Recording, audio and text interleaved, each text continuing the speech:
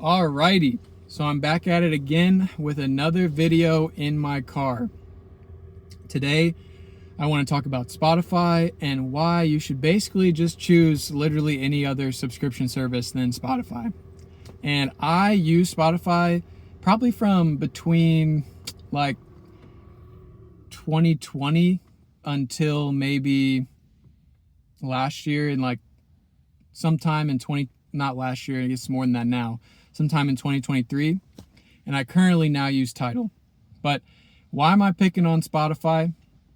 There's a couple of reasons, and it's similar to my McDonald's video the other day. It's just that the value proposition is worse than everybody else on the market, and yet for some reason I seem to think that everybody around me basically only thinks that Spotify or Apple Music exists, and that they just choose to use Spotify because Spotify Wrapped, or maybe they have an Android phone, or whatever. I mean, I use Spotify. There's definitely were reasons to use it in the past, right?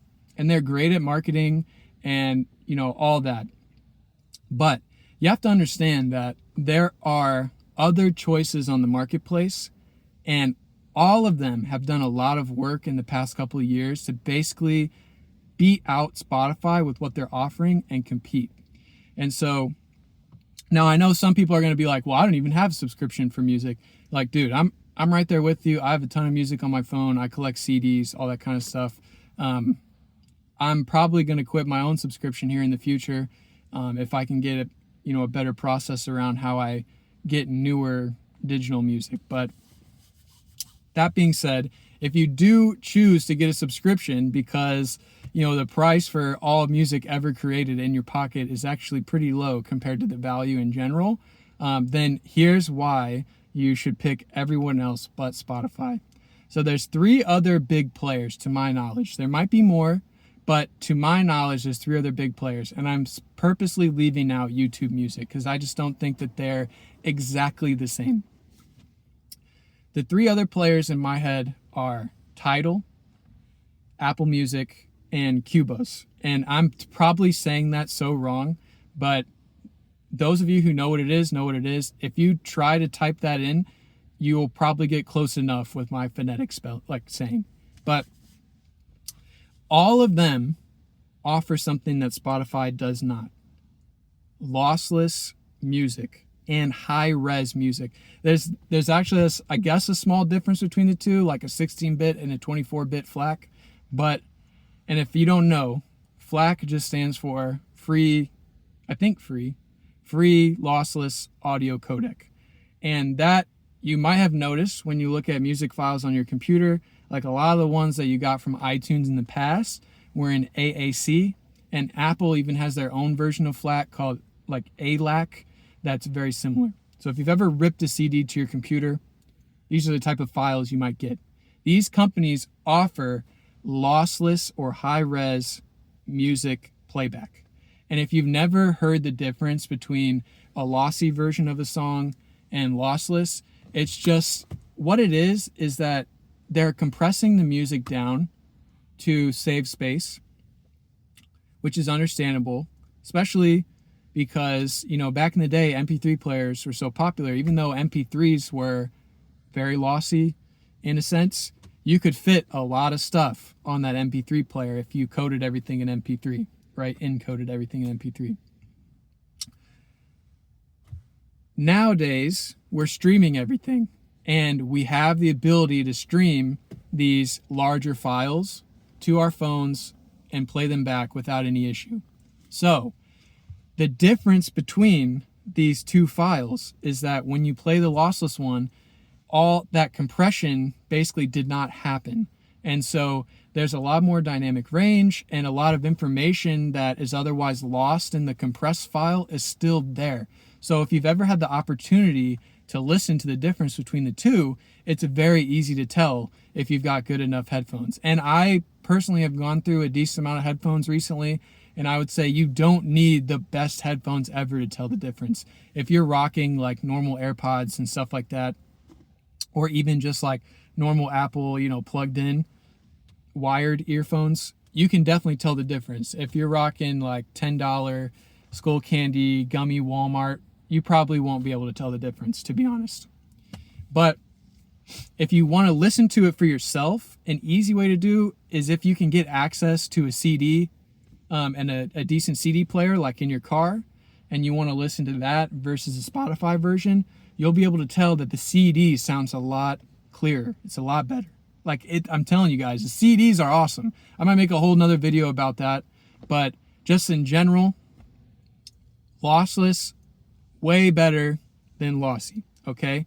And all three of these platforms offer lossless music playback for $1 less a month than Spotify. And Spotify has always said that the premium tier is going to get lossless music at some point.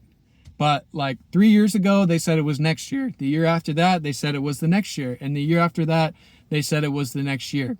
And here we are, and Spotify still doesn't have it. What does Spotify have now? They have all these audiobooks and podcasts and things that are kind of cluttering up the space. If you're interested in that, that's understandable. That could be a piece of the value proposition that I'm not, putting a lot of value in. But in my opinion, I'm like, if you really want to do audiobooks, I bet you already have Audible. If you don't, then Spotify makes a lot of sense.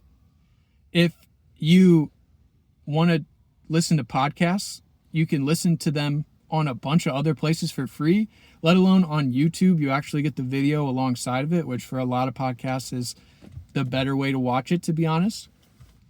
I know a lot of us throw them on in the background, but you know what I'm saying. So Spotify objectively offers less for more money. And I could understand if you have a lot of playlists or something like that you share amongst friends, or you take advantage of Spotify's playlists and you think they have the best, why that would be a high switching cost for you.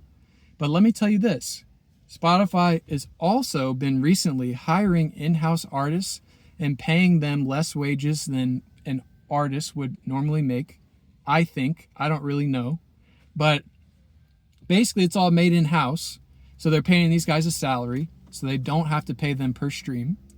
And then they have them make in-house music as like filler music to basically fit and slot into playlists so that they can beef up their playlists and basically put all this filler in there to make them seem like they have more songs and more, stuff going on than they actually do.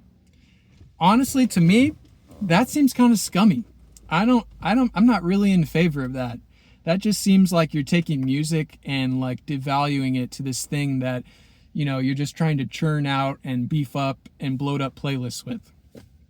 I don't really like that.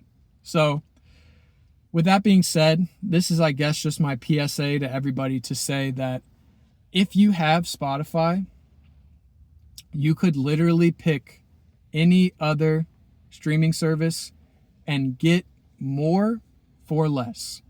And if you're sitting here going, oh, but what about my student discount? What about that? All these guys still offer that as well. Okay. And then on top of that, you might be able to, once you get into lossless music, you might end up getting CDs or something like that. I don't know.